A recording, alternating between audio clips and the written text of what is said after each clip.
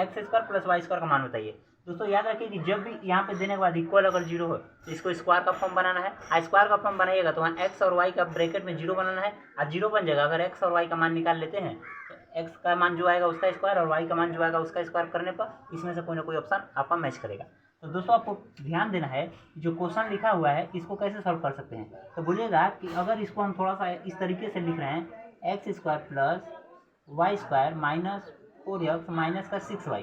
दोस्तों अगर जहाँ 13 लिखा है इसको अगर हम 4 + 9 लिख दे तो कोई रोक पाएगा? 4 + 9 तो बोलेगा 13 को 4 + 9 क्यों लिख रहे हैं? 13 को लिखने का बहुत तरीका है। 13 को 11 + 2 लिख सकते हैं, 13 को 10 + 3 लिख सकते हैं, 13 को 1 + 12 लिख सकते हैं, लेकिन 4 + 9 में ही क्यों तोड़ना है? तो 4 + 9 में तोड़ने का ये तरीका है क्योंकि हमको स्क्वायर का फॉर्म दिख रहा है और स्क्वायर का फॉर्म भी बनाना है। तो स्क्वायर का फॉर्म बनाना है दोस्तों, हम अब जिस पे टिक करेंगे आप सिर्फ उसको देखिएगा। इसको जिसको टिक करें सिर्फ उसको देखिएगा। इसको एक जगह लिख लेते हैं एक्स स्क्वायर माइनस का 4x प्लस का 4 एक जगह लिख लेते हैं। दोस्तों वाई वाले को एक जगह लिख सकते हैं, यानी जो वाई वाला दिख रहा है अब इसको एक जगह लिखने की कोशिश कर रहे हैं। तो क्या है तो बोलिएगा कि वाई स्क्वायर माइनस का 6y प्लस का 9 इक्वल टू अगर 0 है तो बोलिएगा कि यहाँ से लेकर यहाँ तक आपको कुछ दिख रहा है तो बोलिएगा दिख रहा है A square minus 2ab plus B square लिखा है तो ये बोलिएगा एक्स माइनस 2 का होल स्क्वायर लिखा है प्लस।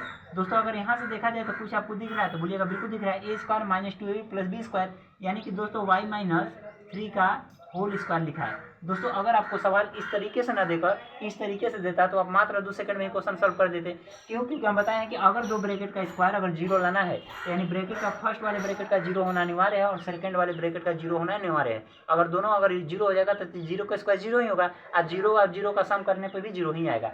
तो दोस्तों आपको इस ब्रैकेट को 0 करना है। अगर यहाँ -2 है बोलेगा कि x के जगह कितना रखना पड़ेगा? x के जगह 2 रखना पड़ेगा। अगर यहाँ -3 है तो y की जगह कितना रखना पड़ेगा? तो बोलिएगा y की जगह 3 रखना पड़ेगा, यानी x की वैल्यू 2 होगी और y की वैल्यू 3 होगी। अगर x और y की वैल्यू निकाल लिया है तो दोस्तों तो पूछ क्या रहा है x square plus y square, इसकी वैल्यू पूछ रहा है। x की जगह 2 है तो 2 का स्क्वायर बोलिएगा 4 आ जाएगा, प्लस y की जगह 3 है तो 3 का स्क्वायर बोलिएगा 9। तो दोस्तों 9 और 4 कितना हो जाएगा? 13। तो आपका ऑप्शन नंबर 3 हो जाता है राइट जवाब। दोस्तों क्लास अच्छी लगेगी तो चैनल को लाइक और सब्सक्राइब जरूर कीजिएगा।